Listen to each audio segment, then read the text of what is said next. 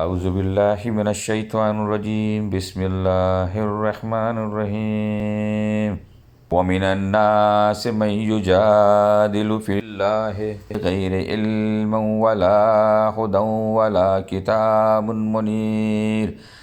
اور لوگوں میں کچھ ایسے ہیں جو اللہ کے بارے میں جھگڑے کرتے ہیں، حالانکہ ان کے پاس نہ کوئی علم ہے، نہ ہدایت اور نہ کوئی روشنی دینے والی کتاب۔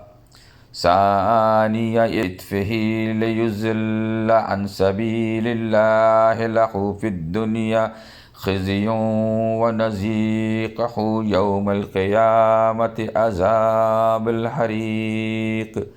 وہ تکبر سے اپنے پہلو اکڑائے ہوئے ہیں تاکہ دوسروں کو بھی اللہ کے راستے سے گمراہ کریں۔ ایسے ہی شخص کے لیے دنیا میں رسوائی ہے، اور قیامت کے دن ہم اسے جلتی ہوئی آگ کا مزہ چکھائیں گے۔ ذالک بما قدمت یداک وان اللہ لیس بظلام للعبید، کہ یہ سب کچھ تیرے اس کرتوت کا بدلہ ہے جو تو نے اپنے ہاتھوں سے آگے بھیجا تھا، اور یہ بات طے ہے کہ اللہ بندوں پر ظلم ڈھانے والا نہیں ہے۔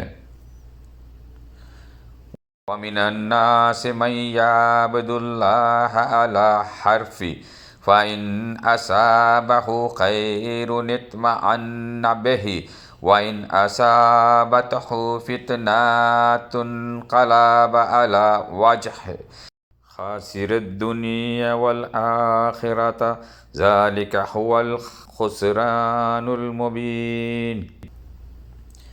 اور لوگوں میں وہ شخص بھی ہے جو ایک کنارے پر رہ کر اللہ کی عبادت کرتا ہے، چنانچہ اگر اسے دنیا میں کوئی فائدہ پہنچ گیا تو وہ اس سے مطمئن ہو جاتا ہے، اور اگر اسے کوئی آزمائش پیش آ گئی تو وہ منہ موڑ کر پھر کفر کی طرف چل دیتا ہے۔ ایسے شخص نے دنیا بھی کھوئی اور آخرت بھی، یہی تو کھلا ہوا گھاٹا ہے۔